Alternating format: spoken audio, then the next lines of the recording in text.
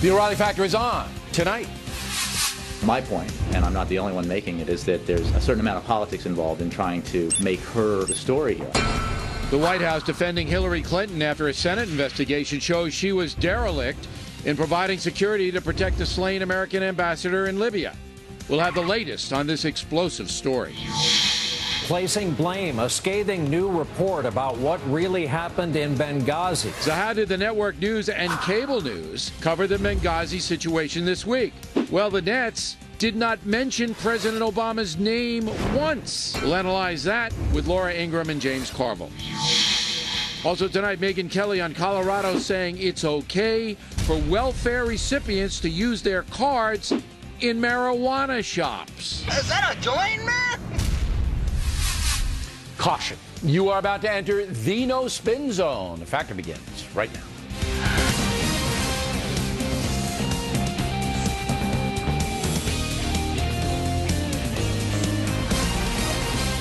Hi, I'm Bill O'Reilly. Thanks for watching us tonight. How the network news and other cable networks covered the Benghazi cover-up this week. That is the subject of this evening's Talking Points memo. First of all, an amazing thing happened.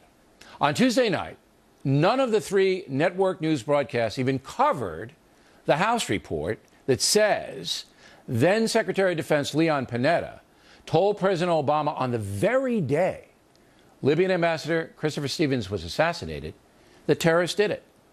No one covered it at night. No net covered it Wednesday morning. Nothing.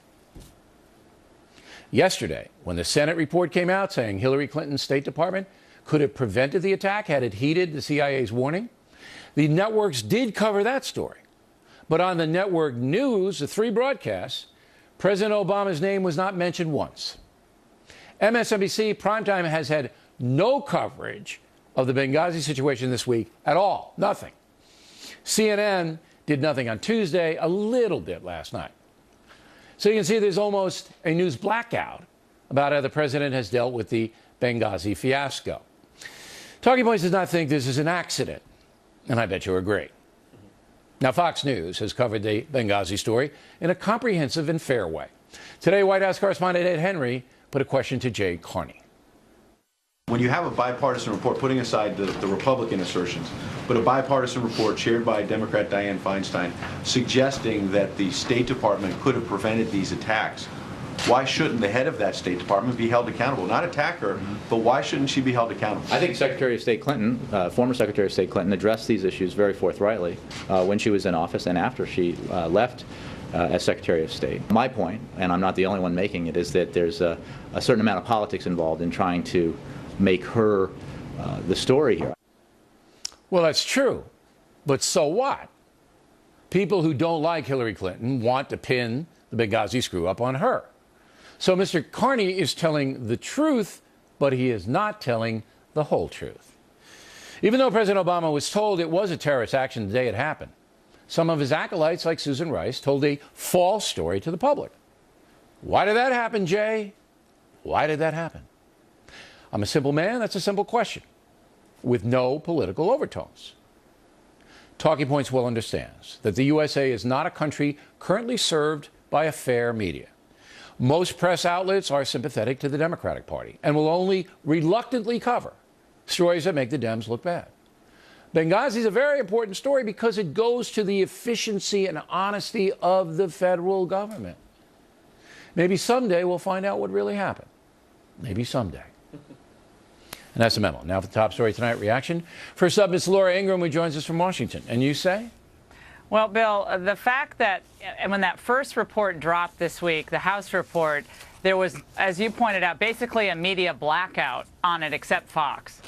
It kind of defies credulity, right? I mean, there are 4 Americans who lost their lives. First time an ambassador was killed on duty since 1979, right? The media was swarming has been swarming all over Chris Christie, every nook and cranny of the Christie administration about Bridgegate, all these interviews, subpoenas flying, demands for accountability, comments about how his bully nature set the tone in the administration, in the Christie administration, to allow these things to happen. Yet a simple question that you posed tonight in Talking Points, and frankly that Catherine Herridge and Jennifer Griffin and Ed Henry have posed since almost the day after this happened, won't be answered and will never be answered. Now, how does that ultimately serve the cause of justice or serve the American people well? It's not political.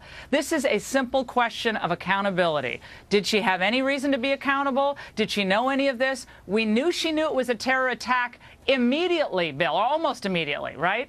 And yet this narrative was allowed to be sold in an election year. We have to remember that. This was in the heat of the campaign in September of 2012. The last thing the Obama administration wanted, Bill, was the news to drop that another terror attack took place on 9/11 on this man's watch. But now, all these months later, we learn that's exactly what happened. See, I don't understand that.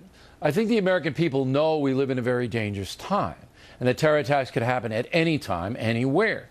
So if I'm the President of the United States and somebody hits this country in the form of our American ambassador and 4 other Americans, I'm outraged. And I go in front of the camera and I go, get these SOBs. This is another terrorist attack. It just reminds us of the danger we're facing, reminds us that we have to really be aggressive in confronting these people, and we're going to go get them. I don't see that losing anybody any votes, Laura. It's unclear. We'll never know, right? We'll never know. I mean, I think we're going to know. I just don't know. Let's recap for the audience. Here's what we know. Here's what we know. So the audience is clear, because there are 2 reports, a House report and a Senate report. Right. And they're investigations. We know that on the day, September 11, 2012, that Ambassador Stevens was killed. And remember, they're like 6 hours ahead of us over there. Real-time video. We had real-time video, real-time communications with the people in Benghazi. That day, that Secretary of Defense Leon Panetta marched over to the White House and told the president it was a terror attack. Right. All right, we know that. That's in stone. It happened. We also know that Susan Rice, the UN ambassador, went out on the Sunday shows shortly afterward. No one stopped her. And no one stopped her. Right. And put forth it was a spontaneous demonstration driven by an anti-Muslim video. But we don't know how it would have affected the election, right, Bill? No, that's speculative. But this is why. And we also know that Hillary Clinton, State Department, was told now by the CIA there was trouble. You need to beef it up. They didn't beef it up. Why not, Mrs. Clinton? Why did you not beef it up? These are simple questions, and they still haven't been answered. Go. And Bill, what another network, cable network, was saying this morning was, well, this was the fog of war, and these are human beings, and things happen, but it's not that simple, okay? There were repeated attacks in Benghazi, okay? The fact that Chris Stevens, on 2 occasions, rejected additional security, that really is not relevant. What's relevant is, did we have facts to underscore the need for additional security and to have military resources nearby? I just want to know why they didn't beef up security, why the State Department didn't do it. That's all. It's simple. Yeah, and the other question, I got to go, but the other question is, I want to know why Susan Rice went out there, who put her out there, and why they said it. Very simple questions. Right, very simple. And, Bill, one other thing is, why did we have that presence in that place in Benghazi at that time? A lot of speculation. Okay, but now you get a little more complicated for a guy like me. I just want the simple questions answered first. All right, Laura, next on the Rundown.